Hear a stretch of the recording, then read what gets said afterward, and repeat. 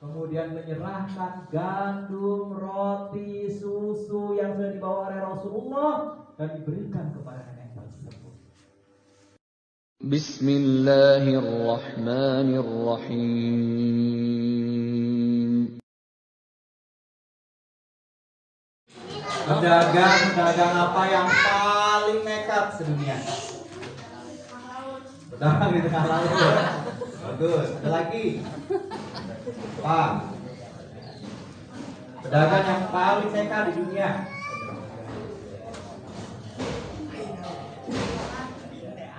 Tahu nggak? Pedagang gas. Oh bisa? Bisa dong. Orang dia itu jalan turun aja cuma teriak gas, gas, gas, gas. Padahal jalannya turun. Kan harusnya teriaknya apa? Rem, rem, rem. Tapi dia teriaknya gas, gas gitu ya. Nekat namanya ya. Sini tuh. Pedagang apa yang paling bulat, paling semangat dan dia tidak pernah menyerah? Pedagang apa? Pedagang apa? Sikat, sikat, sikat gitu ya. Ada lagi? Hafir.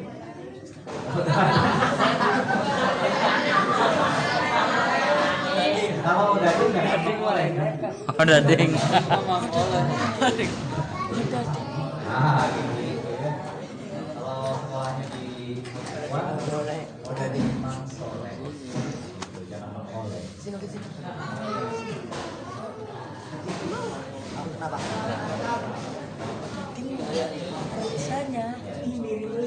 Oke. Tapi kalau itu yang kita.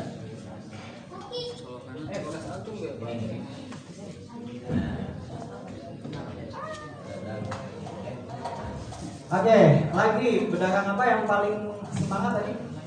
Tahu nggak pedagang apa? Pedagang ayam goreng lesehan. Kok bisa? Bisa. Setiap malam dia gulung tikar, besoknya dia tetap jualan lagi. Setiap malam dia gulung tikar, besoknya jualan lagi. Gulung tikar, jualan lagi. Ya, kan? Harus semangat kan? Oh. Ya kan? Iya. Padahal setiap malam dia gulung tikar.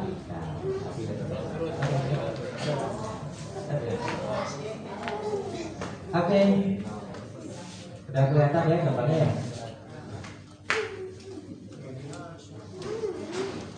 Kita akan mulai.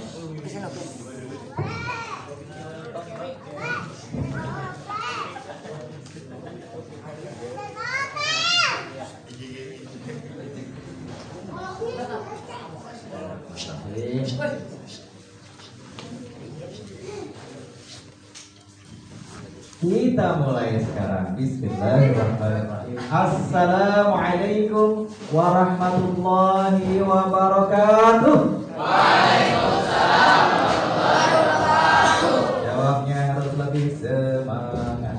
Assalamualaikum warahmatullahi wabarakatuh. Waalaikumsalam warahmatullahi wabarakatuh. Bismillah, alhamdulillah, wassalatu wassalamu ala rasulillah. Asyhadu an la ilaha illallah wa asyhadu anna Muhammadan abduhu wa rasuluh. Allahumma salli wa sallim ala sayyidina wa maulana Muhammad wa ala alihi wa ashabihi ajma'in. Amma ba'd. Yang saya hormati pimpinan pusat saya Al-Ukhwah School, para ustadz dan juga semua santri yang berbahagia. Alhamdulillahirabbil alamin, senang sekali rasanya saya siang hari ini bisa bersilaturahmi dengan antum semuanya. Kalau saya lihat wajah-wajah antum semuanya yang nanti insya Allah kelak akan menjadi orang-orang yang akan memimpin umat dan memimpin bangsa. Amin. Kalau saya lihat dari wajah-wajah antum semuanya ini, insya Allah antum adalah calon orang-orang sukses semuanya. Amin. Amin. Ingin jadi orang sukses? Ingin jadi orang hebat? Ingin jadi orang gila? Antum enggak ya? Oke, saya nanti campur aduk aja menyampaikan materinya. Jadi yang saya sampaikan pertama adalah saya ingin bercerita, sharing, berbagi tentang bagaimana kita meneladani Rasulullah Shallallahu Alaihi Wasallam. Itu yang pertama. Yang kedua, karena saya sedang berhadapan dengan para santri, sedikit saya akan memberikan materi tentang bagaimana cara menjadi seorang pembicara yang baik. Jadi ada dua materi nih, 2 in 1. Nah, kan sekarang zamannya 2 in 1 ya, 2 in 1, 2 dalam 1. Seperti saya tadi pembukaan di awal, sambil menunggu ini terkoneksi, saya mengajak antum semuanya itu tebak-tebakan. Kalau saya bilang saja, kira-kira antum gimana rasanya? Makanya saya ajak antum untuk main game, untuk tebak-tebakan. Yang kedua, cara saya memulai tadi dengan membawakan pembicaraan, itu adalah salah satu teknik yang diajarkan, teknik dasar dalam public speaking, termasuk cara menggunakan mikrofon. Teman-teman sekalian, coba perhatikan, setiap saya geser ke sini, mikrofon ini mesti ngikut saya. Saya geser ke sini, mikrofon ini pasti ngikut saya. Ya kan? Dan ini adalah teknik dasar public speaking. Jadi ketika antum nanti terjun ke masyarakat, antum menjadi seorang dai, mengajak kepada masyarakat, jangan pernah sekalipun antum mikrofon di sini tapi antum kayak gini.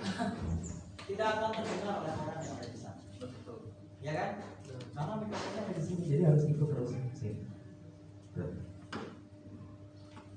Yang ketiga, cara megang mikrofon itu ada tekniknya. Tidak asal pegang di sini, apalagi tutupin di sini, ini nggak boleh. Karena kalau ditutup seperti ini, udara tidak bisa keluar dan akan terdengar bunyi dingin yang memengkakkan telinga.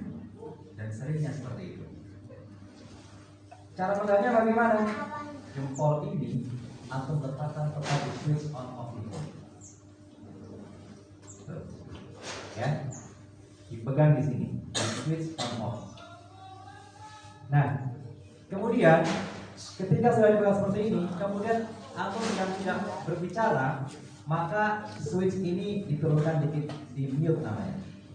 Nah, bunyi kan? Di mute. Kenapa harus di mute ketika tidak digunakan? Karena khawatir ketika seperti ini, terus antum lupa, antum kayak gini. Bunyi kan? Kalau bunyinya seperti itu lumayan, kalau bunyinya itu gimana? Kalau orangnya kecil nggak apa, kalau orangnya besar, jadi repot lagi ya. Jadi perhatikan dalam menggunakan mikrofon yang baik. Yang kedua, ketika antum sedang pertama kali membuka suatu acara atau apapun, jangan pernah sekali antum begini. Assalamualaikum warahmatullahi wabarakatuh. Teman-teman sekalian, yuk kita buka dengan membaca Bismillah. Saya akan berbeda. Assalamualaikum warahmatullahi wabarakatuh. Rasanya beda ya? Ada. Kemudian yang kedua, jangan datar. Datar itu begini. Hadirin yang berbahagia, baiklah untuk acara berikutnya, mari kita panggilkan Ustaz Arif. Tidak menggetarkan. Hadirin yang berbahagia, mari kita panggilkan seorang ustaz yang sudah tidak asing lagi bagi kita, yang sudah melanglang buana dalam dunia dakwah. Inilah dia, Ustaz Arif.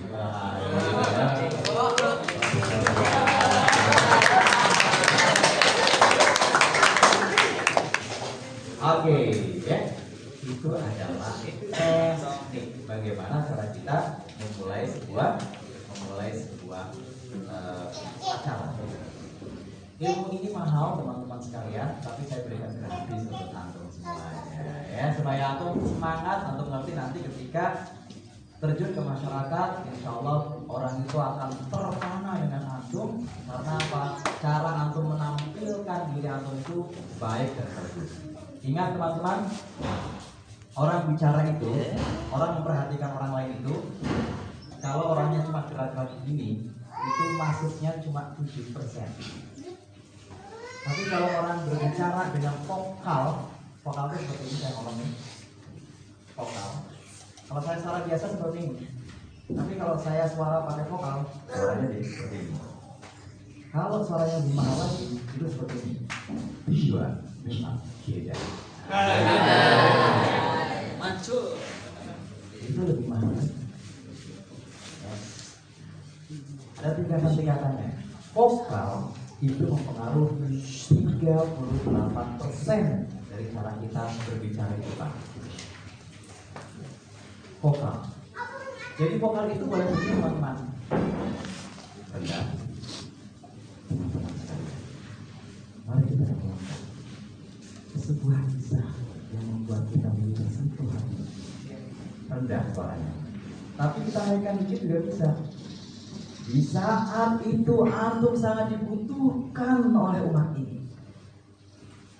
Maka antum harus terjun ke masyarakat, jadi penggerak agen perubahan di tengah masyarakat. Naikkan yang tinggi lagi. Maka tidak boleh satu pun di antara antum semuanya lari dari gelanggang dakwah. Antum bayangkan, suaranya pelan, naik dikit, kemudian naik lagi. Enak kayak gitu. Dibandingkan dengan teman-teman sekalian, ada sebuah kisah yang membuat kita itu bagaimana. Nanti ketika antum tiba di tengah masyarakat, antum harus jadi agen perubahan. Maka tidak boleh satu pun yang termasuk yang ada di belakang kapok. Enak kayak gitu. Gak ada, ya kan? Monoton. Oleh karena itu, maka kesempatan siang hari ini supaya antum tidak mengantuk dan tidak monoton, setiap kali saya katakan satu tepukan, maka antum harus gerakan tangan dan satu tepukan. Bisa ya? Kalau saya bilang dua tepukan. Tapi kalau setengah tepukan, maka antum berarti nah yang bunyi berdiri saya kasih hadiah. Hadiahnya nanti saya kasih tambahan. Jadi harus hati-hati. Fokus, konsentrasi. Siap? Oke, satu tepukan. Dua tepukan. Tiga tepukan. Dua setengah tepukan. Alhamdulillah ya. Tidak ada yang harus berdiri ya. Oke, satu tepukan. Satu sate. Alhamdulillah. Baik teman-teman sekalian, kita buka dengan membaca bismillah. Bismillahirrahmanirrahim. Hari ini kita akan belajar tentang Rasulullah Shallallahu Alaihi Wasallam, di mana Allah Subhanahu Wa Taala berfirman dalam Quran surat Al-Ahzab ayat yang ke-31. A'udzu billahi minasy syaithanir rajim. Laqad kana lakum fi Rasulillahi uswatun hasanah. Sungguh telah ada pada diri Rasulullah Shallallahu Alaihi Wasallam itu uswatun hasanah, contoh yang baik. Ya Imam, apakah Rasulullah pernah berbohong? Tidak. Rasulullah tidak pernah berbohong. Ya Imam, apakah Rasulullah pernah ingkar janji? Tidak. Rasulullah tidak pernah ingkar janji. Ya Imam, apakah Rasulullah pernah berkhianat? Tidak. Rasulullah Shallallahu Alaihi Wasallam tidak pernah berkhianat. Karena Rasulullah adalah contoh teladan. Masih ingat antum kisah Rasulullah ketika masih kecil saja, beliau sedang bersama-sama dengan teman-temannya mengembala kambing. Tiba-tiba datang ada ada beberapa orang yang menggunakan pakaian putih-putih, kemudian mengangkat Rasulullah dan kemudian Rasulullah dibawa dan kemudian Rasulullah Shallallahu Alaihi Wasallam membersihkan hatinya dari berbagai macam kotoran-kotoran hati seperti hasad, dengki, kemudian juga bohong dan sebagainya. Sehingga hati Rasulullah Shallallahu Alaihi Wasallam sangat bersih. Tidak mungkin hal yang mustahil maksudnya ya. Balik ngomongnya ya. Hal yang mustahil Rasulullah SAW berbohong. Jadi kalau ada nabi yang berbohong, maka itu pasti hakul yakin bukan nabi. Karena nabi tidak berbohong.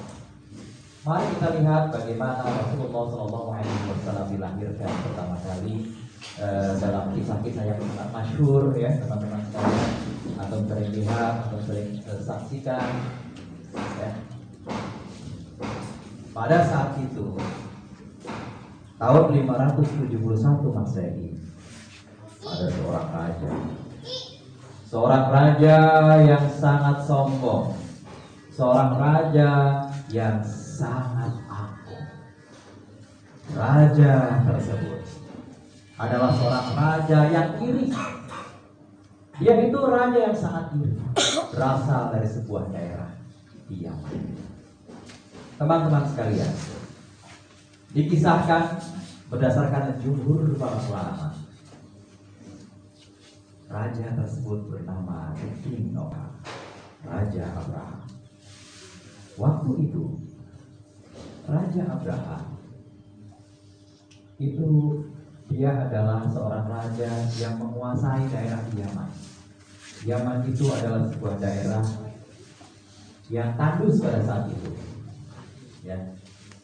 Bahwa Nabi SAW menceritakan dalam riwayat gitu ya, di bulan Rabiul Awal, ketika itu ada seorang raja dari sebuah negeri yang bernama Yaman. Raja tersebut iri kepada kepada penduduk Makkah. Kenapa? Karena orang-orang di sana itu pada datang ke Makkah untuk melaksanakan ibadah. Nah, seorang raja yang merasa cemburu dengan adanya orang-orang di sekitar. Dia cemburu dengan orang-orang di Jazirah Arab karena orang-orang datang ke Makkah untuk melaksanakan ibadah haji. Lalu kemudian dia membuat Ka'bah di luar Yaman. Harapannya nanti orang-orang itu akan datang ke tempat Ka'bah tersebut. Harapannya nanti orang-orang akan datang dan tertarik pada Ka'bah yang dia buat. Nah, tetapi apa yang terjadi? Ternyata orang-orang tidak mau memalingkan diri mereka dari Mekah. Orang-orang tetap mengikuti ajaran yang Allah Subhanahu wa Ta'ala contohkan atau turunkan kepada Nabi Ibrahim alaihissalam, bahwa mereka tetap melakukan tawaf di Mekah tersebut. Akhirnya Raja Abraham marah dan dia membawa pasukan bergajah. Pada saat Raja Abraham ini mendekati kota Mekah, pasukannya itu merampas harta milik orang-orang Mekah. Ada sapi yang dirampas, ada kambing yang dirampas, ada tanah dan sebagainya dirampas. Sampai kemudian Raja Abraham itu berteriak atau memanggil orang yang ada di situ dan bertanya, siapa pemimpin di antara kalian? Maka akhirnya kemudian ditunjukkanlah Abdul Muthalib. Abdul Muthalib ini didaulat untuk menjadi pemimpin bagi orang-orang Mekah pada saat itu. Ketika Abdul Muthalib bertemu dengan Raja Abraham, Raja Abraham kemudian bertanya, wahai Abdul Muthalib, apa pendapatmu dengan kedatanganku kemari? Aku ingin menyerang Mekah, ingin menyerang Ka'bah. Teman-teman, ternyata jawaban Abdul Muthalib itu enteng. Wahai Abraham, sesungguhnya aku ini adalah pemilik onta-onta. Maka kembalikanlah onta-ontaku yang 100 ekor itu, dan juga kembalikan onta-onta milik masyarakat Mekah, kambing-kambing dan semua yang telah dirampas oleh pasukan. Raja Abraham, loh, kok tanggapan kamu seperti itu? Kamu gak ingin mengusir saya dari sini, dari Mekah? Kata Abdul Muthalib, sesungguhnya aku hanya pemilik onta-onta itu, sedangkan Ka'bah itu Ka'bah itu punya pemiliknya sendiri, yaitu Allah Subhanahu wa Ta'ala. Dan Allah lah yang akan menjaga Ka'bah itu. Maka akhirnya Raja Abraham pun dia melanjutkan perjalanannya dan berkata kepada Abdul Muthalib, sekarang apa sikapmu? Apa pendapatmu? Kata Abdul Muthalib, saya tidak bisa melarang sana. Silakan kalau kamu menyerang Ka'bah.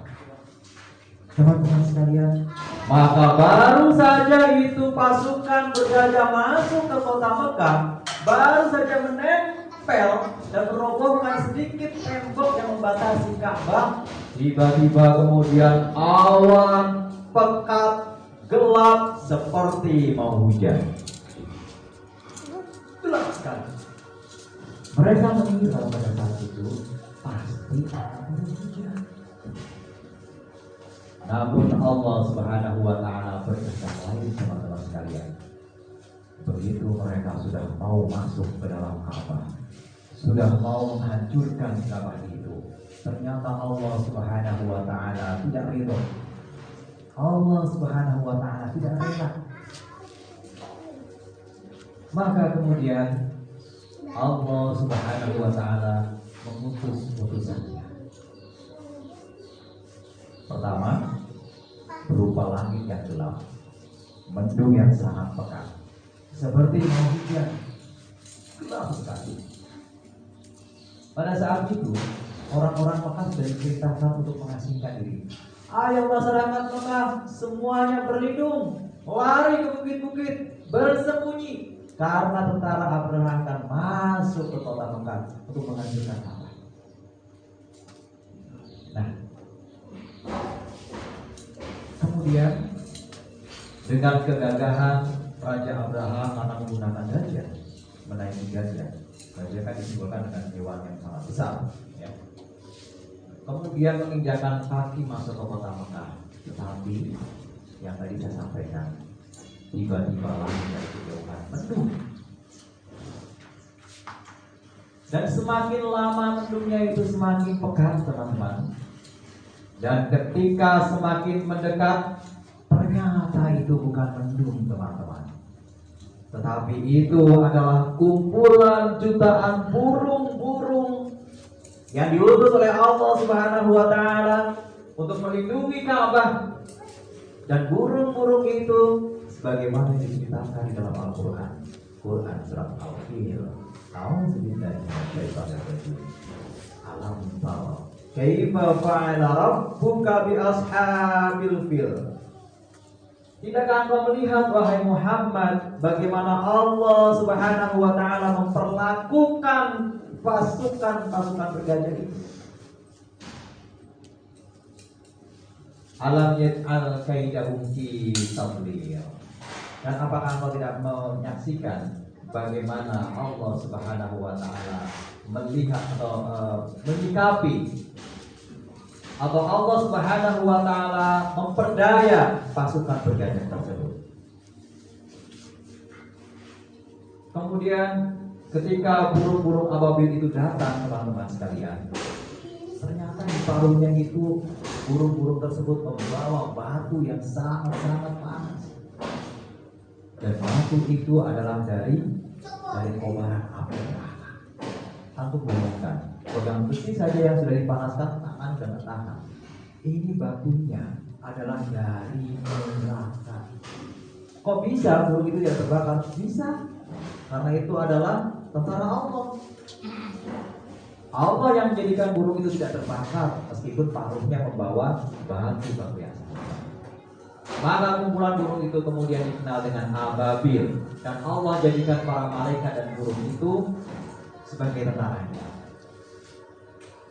Teman-teman, ketika batu-batu itu dijatuhkan kepada tentara-tentara Abraha, seperti yang diceritakan di dalam Al-Quran,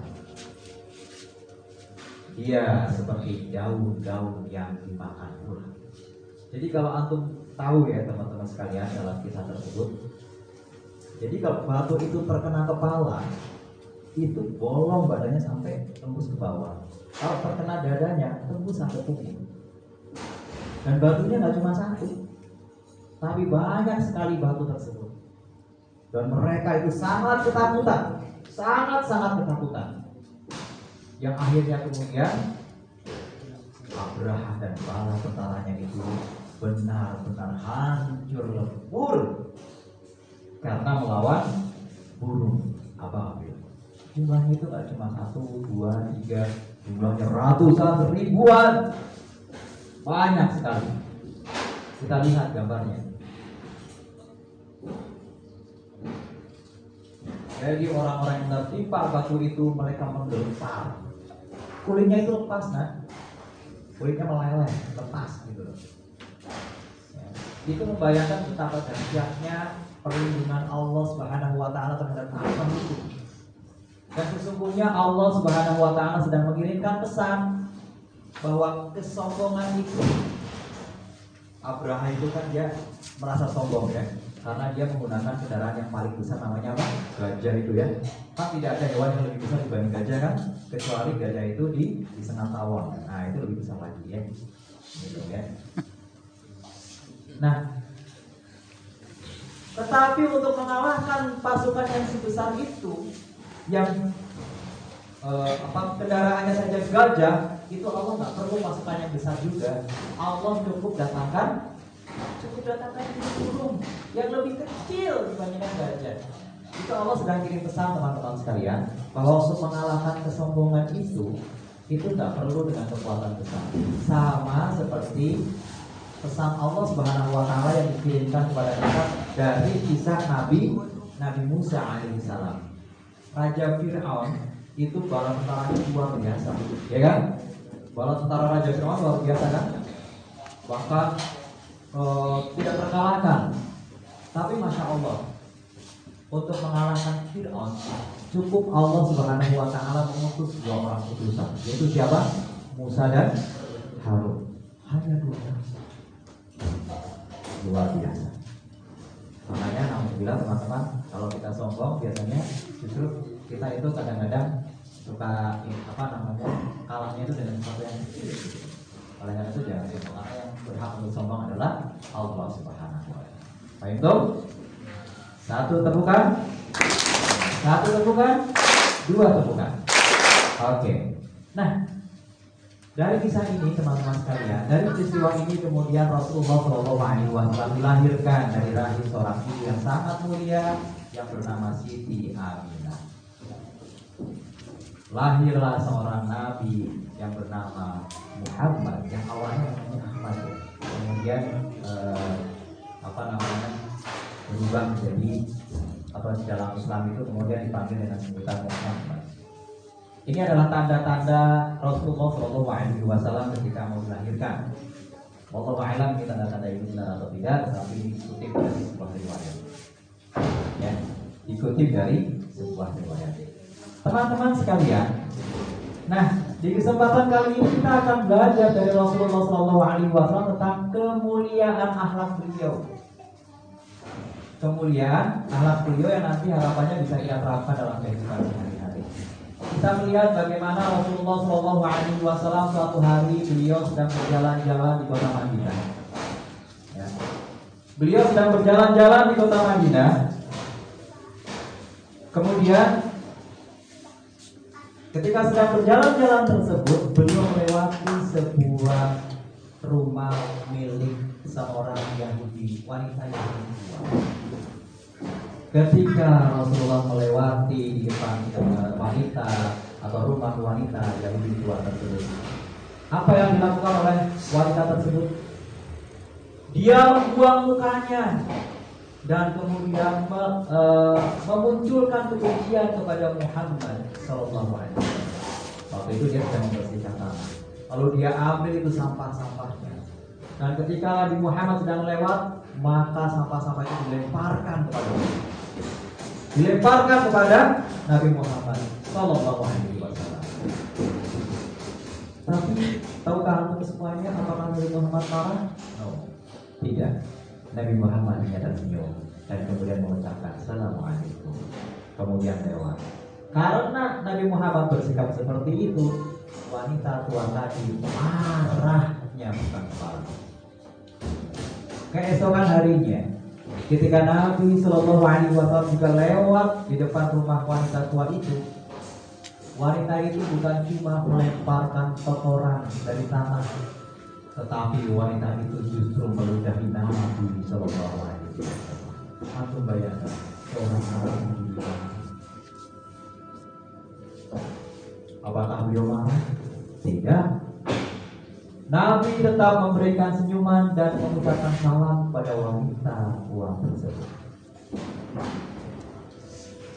Kemudian wanita itu semakin marah. Dengan cara apa lagi aku bisa menghinakan Muhammad? Maka hari demi hari terus dilakukan hal yang semacam itu. Sampai suatu hari teman-teman sekalian, ketika Rasulullah SAW sedang berjalan melewati rumah wanita tua tersebut, Rasulullah kaget. Loh, kok tumben saya tidak diludahi, saya tidak dilempar pakai kotoran. Nabi bertanya kepada orang-orang yang ada di sekitar rumah itu. Ada seorang wanita di situ yang ditanya oleh Nabi SAW, wahai, engkau tahukah di mana wanita yang biasa memberikan hadiah? Nah, ini istilahnya hadiah nih, diludahi setiap hari. Yang biasa meludahiku. Kenapa hari ini aku tidak melihatnya? Maka wanita tersebut, yang biasa meludahi engkau ya Rasul? Iya, yang biasa meludahi aku. Dia sedang sakit ya Rasul? Sedang sakit. Iya, dia sedang sakit. Kalau begitu, aku akan pulang sebentar. Jangan ya Rasul, engkau jangan membalasnya. Rasulullah SAW pulang ke rumah. Tapi apa yang dilakukan oleh beliau datang pulang ke rumah tersebut? Ternyata beliau pulang ke rumah, kemudian menyerahkan gandum, roti, susu yang sudah dibawa oleh Rasulullah dan diberikan kepada nenek tersebut. Maukah engkau bersamaku, kata Rasulullah? Maksudnya bagaimana? Umayyah itu yang hukum Bilal, yang menaruh batu di dada Bilal, itu dibunuh sama Bilal. Ya, itu ketika perang. Ya. Dan kemudian umat Islam menghadapi kemenangan. Oke, kita lanjutkan. Berikutnya teman-teman, kita belajar dari sifat Rasulullah SAW. Berikutnya adalah beliau sangat mencintai orang-orang yatim, anak-anak yatim. Alhamdulillah saya dapat kabar cerita dari Ustaz Arif itu dan juga tim beliau di rumah tauhid itu santunan ke orang-orang yang membutuhkan luar biasa. Mudah-mudahan senantiasa disehatkan dalam hati beliau dan juga timnya. Amin ya. Untuk terus bisa berbagi dengan anak-anak yatim dan sebagainya. Teman-teman sekalian, jadi kalau misalnya di rumah kalian itu ada anak yatim yang dipelihara, maka berarti kalian sudah ini nih dibaca seperti berarti kalian itu mengamalkan hadis dari Nabi Shallallahu Alaihi Wasallam. Dari Sahal bin Sa'ad, dari Nabi Shallallahu Alaihi Wasallam, beliau bersabda, kedudukanku dan orang-orang yang menanggung anak yatim di surga bagaikan ini. Beliau menunjukkan dua tangan, dua jari maksudnya ya, seperti ini. Ya. Beliau merapatkan jari telunjuk dan juga jari tengah. Artinya apa teman-teman? Artinya sangat dekat sekali dengan Rasulullah. Alhamdulillah. Kalau misalnya ada aksi peduli untuk membantu anak-anak yatim dan sebagainya, kalian sebisa mungkin ikut berpartisipasi. Meskipun kalian tidak memelihara mereka, tetapi niat kalian berpartisipasi dengan memberikan sumbangan sebesar apapun, jangan sekecil apapun, sebesar apapun, 10.000, 20.000, 50.000 dan sebagainya, melalui upah peduli misalnya, berikan. Maka itu insya Allah menjadi investasi kalian untuk mengamalkan hadis ini, supaya nanti kelak di hari kiamat antum jaraknya dengan Rasulullah sangat dekat. Suatu hari saat Idul Fitri, Rasulullah SAW keluar dari rumah, berjalan-jalan di kota Madinah. Beliau berjalan-jalan untuk melihat kira-kira bagaimana keadaan kondisi di luar. Tetapi saat beliau sedang berjalan-jalan, beliau melihat ada seorang anak yang duduk menyendiri di bawah pohon kurma sambil menangis. Berbeda dengan teman-temannya yang lain yang begitu ceria, berlari-larian, berbahagia. Maka Rasulullah mendekati anak tersebut dan kemudian bertanya, "Nah, kenapa kamu menangis? Ada apa denganmu? Teman-temanmu bermain tapi kamu di sini." Anak itu kemudian bilang, aku tidak bisa bermain seperti mereka ya Rasul. Adalah Aisyah. Hah? Itu adalah orang yang sangat mulia. Beruntung sekali engkau. Teman-teman, saat dia bercerita tentang Rasulullah yang menjadi ayah angkatnya, teman-temannya yang lain pada kepingin, wah, kalau begitu aku juga mau dong biarkan ayah Syafi di medan perang, biar aku diangkat menjadi anak oleh Rasulullah. Tuh. Dan saking baiknya Rasulullah SAW, hingga terus hari berganti hari, bulan berganti bulan, tahun berganti tahun, kemudian Rasulullah SAW wafat. Dan anak itu sangat merasa kehilangan. Anak itu sering merenung sendiri, ya, karena merasa sangat kehilangan. Namun ada seorang yang sifatnya betul-betul mengikuti sunnah Rasulullah SAW.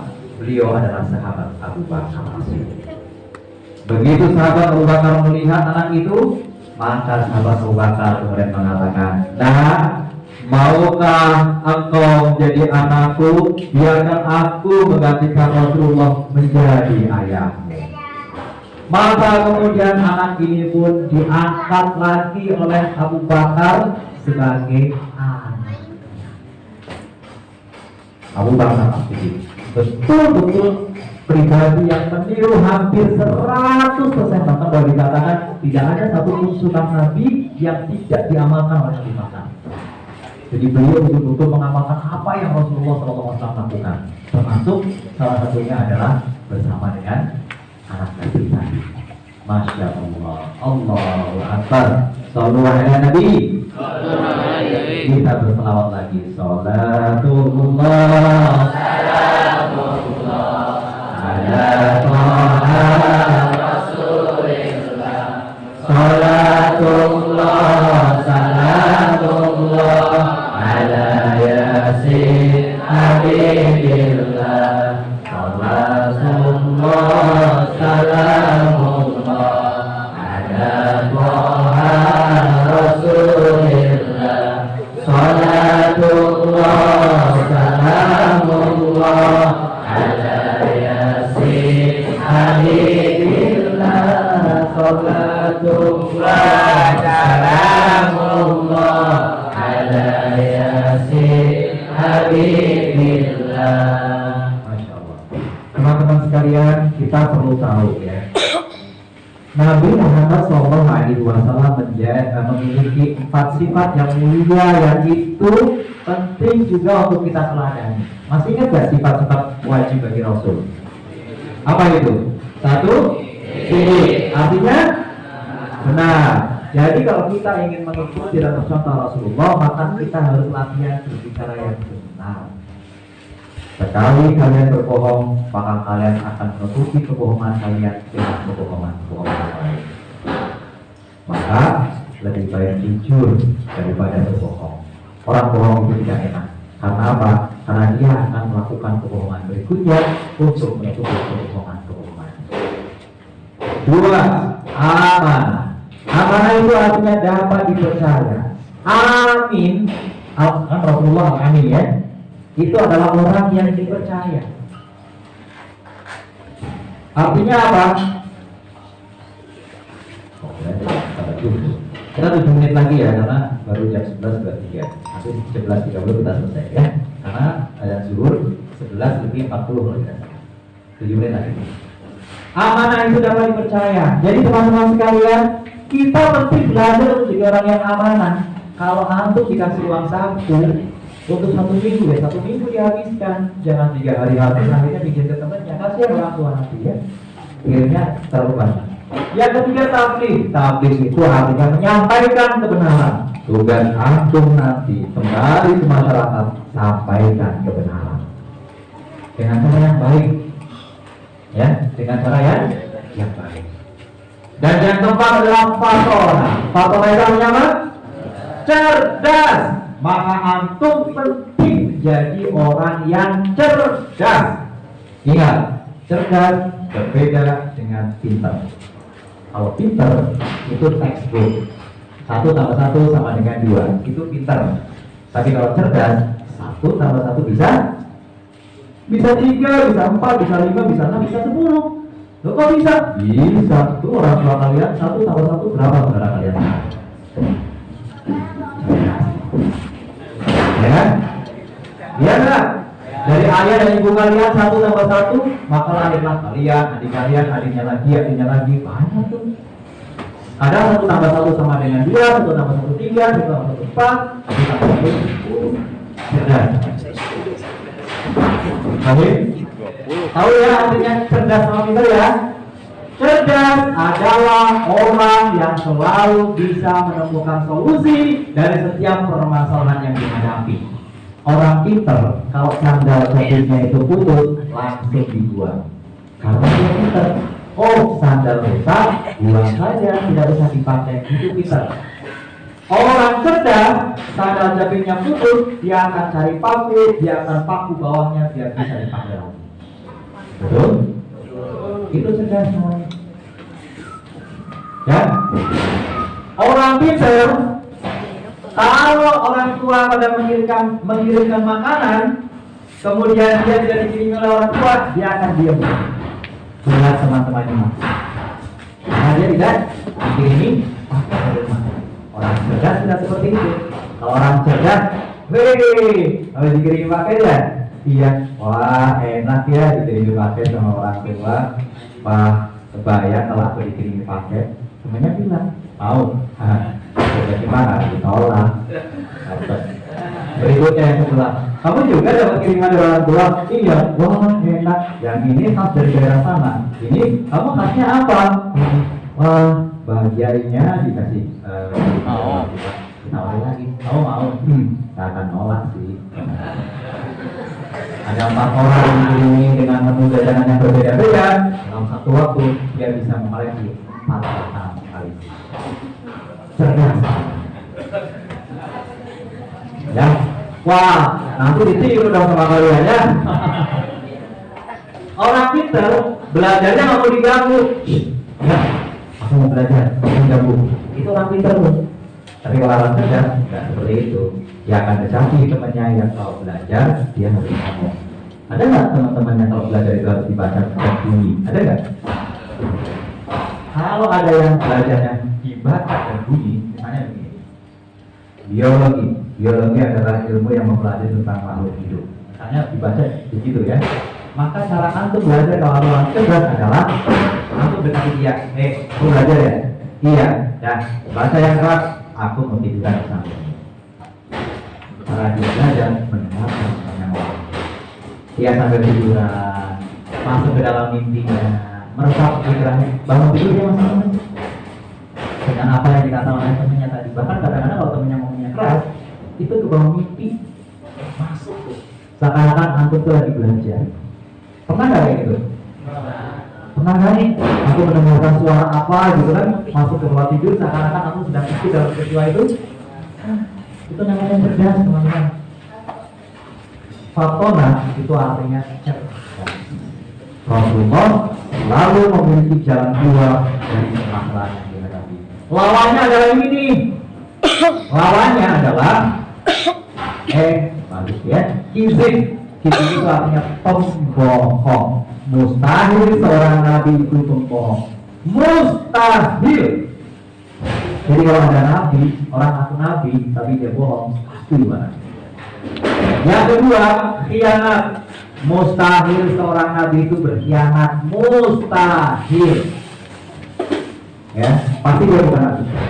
Yang ketiga, kitman. Artinya apa? Dia menyembunyikan sesuatu. Dia tidak menyampaikan kebenaran, tapi dia simpan sendiri kebenaran. Dan yang terakhir, barada. Barada itu artinya bodoh. Satu sama satu aja nggak bisa, itu bodoh namanya. Ya. Atau apa namanya tuh? Ya mustahil lah, kalau Nabi seperti itu mustahil. Mustahil maknanya itu adalah sifat mustahil bagi Nabi. Baik tuh, satu temukan, dua temukan, dua setengah temukan. Teman-teman sekalian, inilah apa yang bisa saya sampaikan di kesempatan kali ini. Kita belajar dari sifat-sifat mulia Nabi Muhammad SAW. Yang pertama kita belajar dari sifat kasih sayang Nabi. Bagaimana beliau itu diludahi, tapi beliau tetap tersenyum. Beliau tidak membalas orang lain yang ludahi.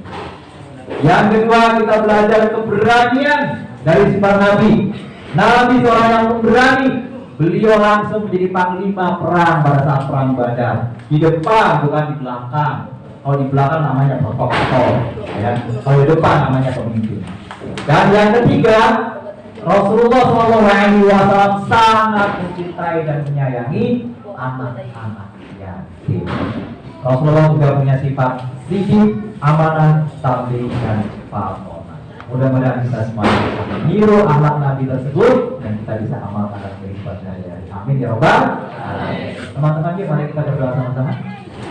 Saya sifat dulu 3 kali. Astagfirullah, astagfirullah, astagfirullah. Gimana dikirim nama?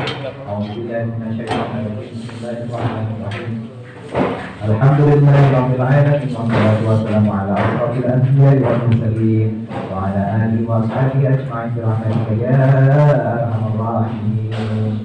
Allahumma ighfir lana wa liwalidayna warhamhuma kama rabbayana shighara. Allahumma ighfir lana wa liwalidayna warhamhuma kama rabbayana shighara. Allahumma ighfir lana wa liwalidayna warhamhuma kama rabbayana shighara. Allahumma afina fi badanina, Allahumma afina fi sam'ina, Allahumma afina fi basarina.